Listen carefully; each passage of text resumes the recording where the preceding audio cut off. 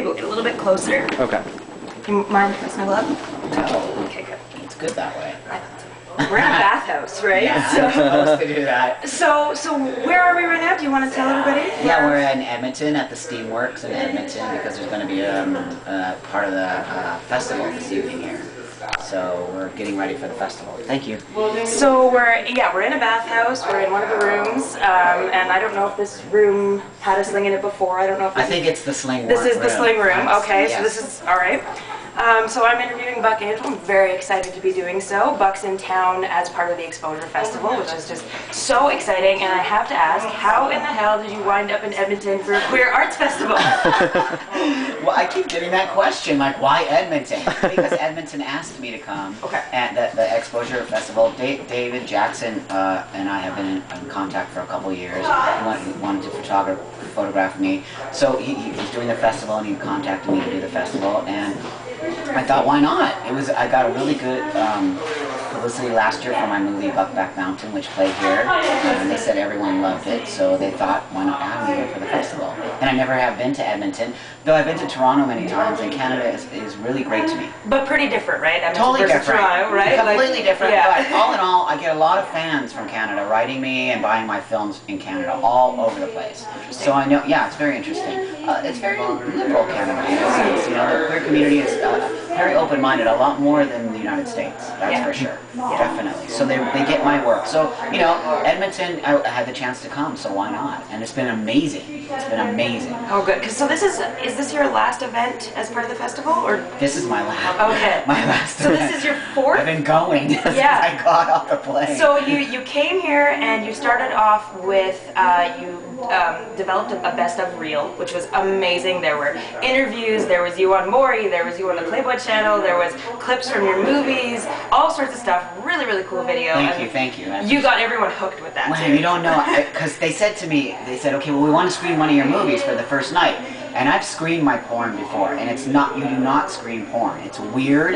Like, you don't have someone sitting there for 2 hours watching porn. That's just too weird. So I thought, you know what, I want to put something special together, and not everyone is necessarily into my porn. They like what I do, and my message transcends more than just about porn. So I thought I'd put something together for people who don't know who I am, but also into my porn, but also get a feel for me all the way around as a person, you know, because I am a person too, and I wanted them to see my message, not just about my sex message, but about other things I like to talk about. So I thought, I'm going to put something special together for the festival. So I'm so happy you said that. I was nervous about it. Yeah, no, all I heard afterwards was I wish it was longer, because it was just so neat. It was a great mix of all of these. It just told us so much about you.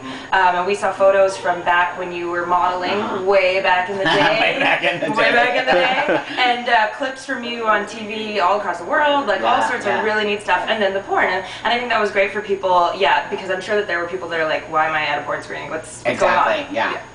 And so then you did the Imagining Salon, which, what was that like? Wow, really awesome. Okay, good. Like I had never done, I had posed for an artist in London a year ago, which was really kind of interesting. Like I posed for a statue that he made of me, and that was really kind of interesting to do, but I never posed for a bunch of artists.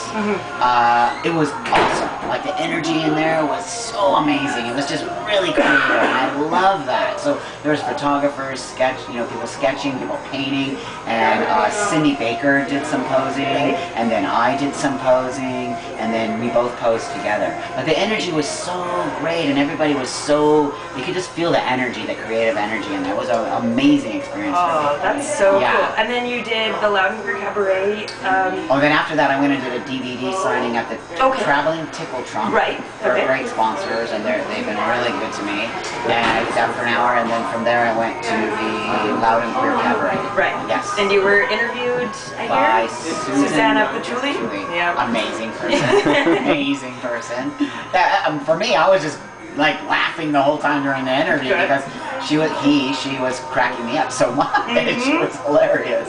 But everyone seemed to love the interview, so that went really well. Good. Yeah. And then finally tonight, you're going to be performing in one of the rooms at the bathhouse, right? Yeah, downstairs in the actual steam room. Oh, that'll be doing a live performance. Oh, I can't wait for that. Yeah, I think you'll enjoy it. Cool. All right.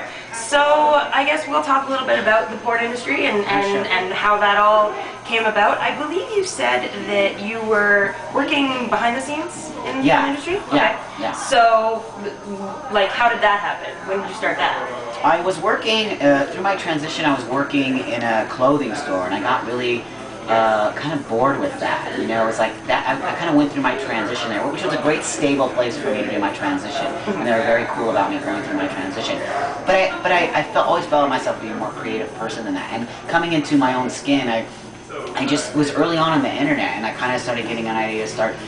My partner at the time was a professional dominatrix, so we thought, oh, let's start making films, putting them on the internet, and we started this whole company, and da-da-da-da-da, and then from there I taught myself how to do filming and how to make websites, and I was working with transsexual women making their websites, and then I was like, but there's tons of transsexual women doing porn, there's no transsexual men doing porn? Like, literally a light bulb comes up in my head like, this is an amazing idea. And it makes no sense, right? Like, why is this one niche completely underrepresented? Why? In the porn industry. In the porn industry, you see balloon porn, clown porn, right? Bubblegum porn, like, you know, like, come on. Yeah. But there's no guys like me doing porn.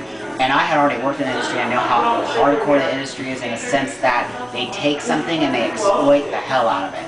And not necessarily in a positive manner. So especially working with the transsexual women. So I had a big issue about that. I said, I'm taking my idea and I'm doing it myself before somebody else gets the idea in that industry and starts finding a bunch of guys like me and making it into this freak fest, right? That makes sense. So my idea was to make it a positive, great thing that people see as a positive sexuality. Even though my, you know, little tagline is the man with the pussy.